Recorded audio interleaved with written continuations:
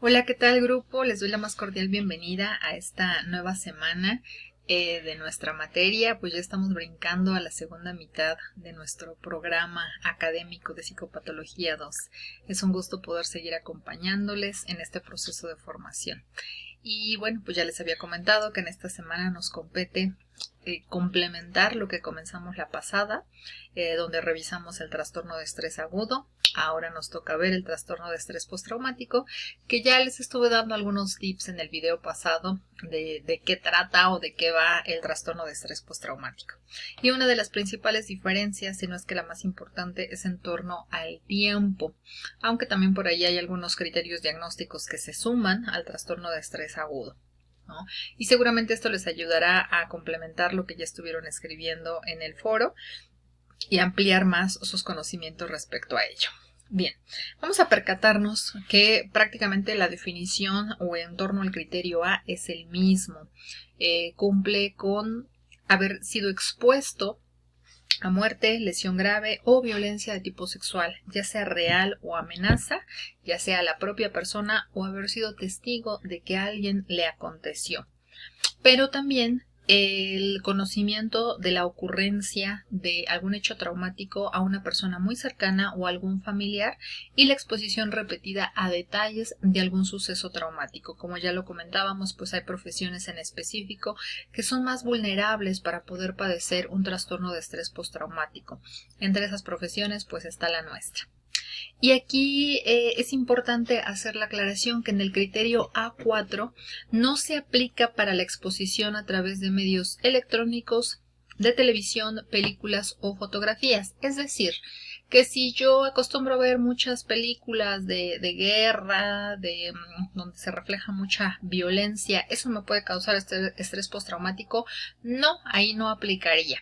¿No? Digo, puedo desarrollar a lo mejor síntomas de ansiedad, pero no sería propiamente trastorno de estrés postraumático, a menos que el estar revisando esos materiales electrónicos, televisivos, fotográficos, esté relacionado con mi trabajo, como en el caso, por ejemplo, de periodistas, ¿no? Pensémoslo.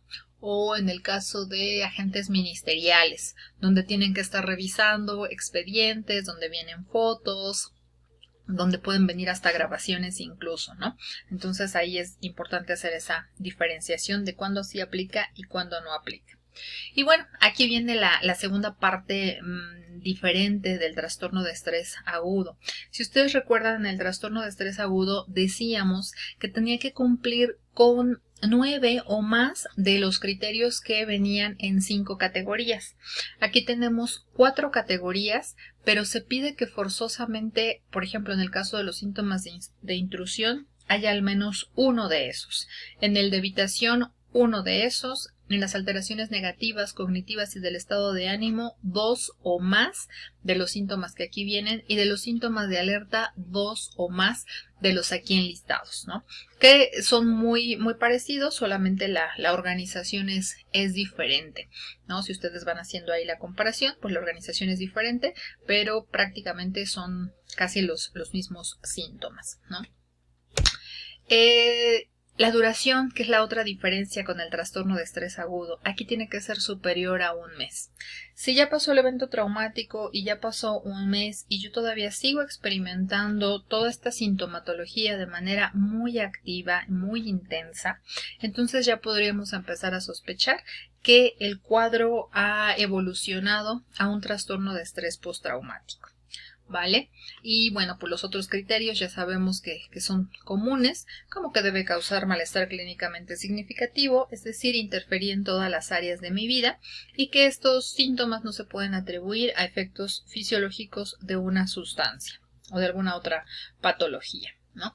Y nos pide 2 especificadores, a diferencia del trastorno de estrés agudo, donde no pedía estos especificadores, aquí sí nos los pide para el diagnóstico. Tenemos que especificar si hay síntomas disociativos, de despersonalización o de desrealización. ¿Qué es esto? La despersonalización, la persona se percibe como fuera de sí misma, como si fuera un observador de sí mismo o de sí misma, ¿no? Como si pudiera estar fuera de su cuerpo y observando toda la escena como si fuera una película, ¿no? Dice observador externo del propio proceso mental, o sea, como si estuviera fuera de su mente, o del proceso corporal, como si estuviera fuera de su cuerpo. Esa es despersonalización. Desrealización es la experiencia persistente o recurrente de realidad, de irrealidad, perdón, ahí falta una I, de irrealidad del entorno. Que como que no es real lo que está pasando, como si fuera un sueño, como si la persona estuviera en una realidad que le es ajena, que no identifica, ¿sale? Lo más común es que lleguen a describirlo como si fuera un sueño, como que eso no les está pasando a ellos. Y el otro especificador es si es con expresión retardada, es decir, si la totalidad de los criterios no se cumplen hasta 6 meses después del acontecimiento, que puede ser el caso. La persona está bien, no presenta ninguna sintomatología, pero 6 meses después empieza a presentarlo, o más tiempo después, ¿no? Puede empezar a presentar los síntomas.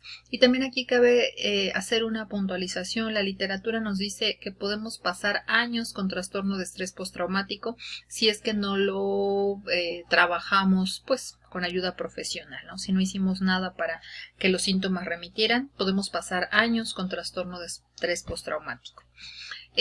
Otra especificación que hace el DSM-5 es cuando se presenta esto en menores de 6 años.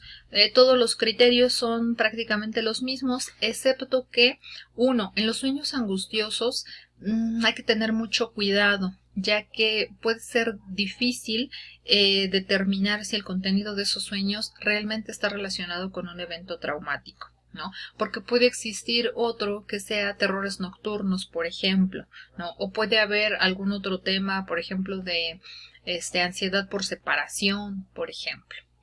Y que en torno a la evitación persistente puede haber evitación de actividades, de lugares o recordatorios físicos y de personas, conversaciones o situaciones. En este punto de la evitación también se considera la alteración cognitiva, que se caracteriza por estados emocionales negativos, una disminución importante del interés, comportamientos sociales de retraimiento y una reducción persistente de la expresión de emociones positivas. Entonces, estos especificadores habría que tenerlos presentes cuando se trata de menores de 6 años, en quienes también se puede presentar el trastorno de estrés postraumático. Entonces, prácticamente esos son los elementos diferenciadores, ¿no? Aquí en evaluación, pues de hecho ya les había puesto estos mismos cuestionarios que nos ayudan a evaluar el TEP en sí, es decir, el trastorno de estrés postraumático en sí. En el diagnóstico diferencial se añaden ahí algunos diagnósticos que no se consideraban para el trastorno de estrés agudo y bueno, que aquí se añaden para que también hagan la lectura pertinente. Y en torno a epidemiología, pues se abordan aquellas tasas poblacionales o aquellos grupos poblacionales, mejor dicho, que son más susceptibles en un momento dado a padecer el trastorno de estrés postraumático. Muy bien, grupo, recuerden hacer la revisión completa del DSM-5 y aparte les estoy dejando un artículo más acerca de algunas hipótesis interesantes de por qué se llega a presentar en las personas el trastorno de estrés postraumático. No siempre va a verse la presencia de este trastorno tras algún evento estresante. Entonces es interesante que veamos cuáles son los elementos que en un momento dado nos pueden hacer pues más susceptibles a vivir el trastorno y que pues en otras personas no se presente. Muy bien, grupo. También hay un análisis de caso en esta semana. Recuerden, ya en el cuatri pasado trabajamos un análisis de caso. Va a ser igual. Hay que poner datos de identificación, los que nos dé el caso, y empezamos a hacer el desglose de los criterios. Criterio A se cumple, sí, no, ¿por qué? Y así nos vamos con cada uno de los criterios del trastorno de estrés postraumático. De cualquier manera, cualquier duda que tengan, estoy a sus órdenes. Muchas gracias y que tengan excelente semana.